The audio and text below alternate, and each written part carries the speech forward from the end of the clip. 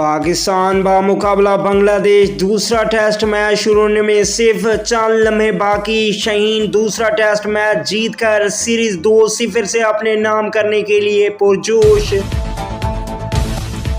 पाकिस्तान बामुकाबला बांग्लादेश दूसरे test match के शुरू होने से 4 लम्हे कबल पाकिस्तान टीम में 2 अहम तरीन तब्दीलियों का ऐलान कर दिया।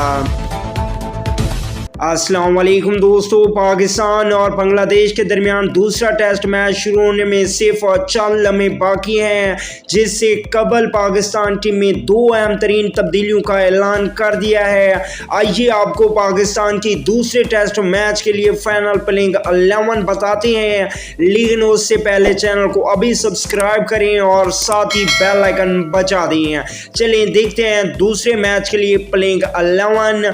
ओपनिंग में कोई तब्दीली नहीं की गई, वही आबिद अली और दूसरे नंबर पे अब्दुल्ला शफीक बैटिंग करेंगे। तीसरे नंबर पे असर अली की जगह पे इमामुल हक को मौका मिलेगा।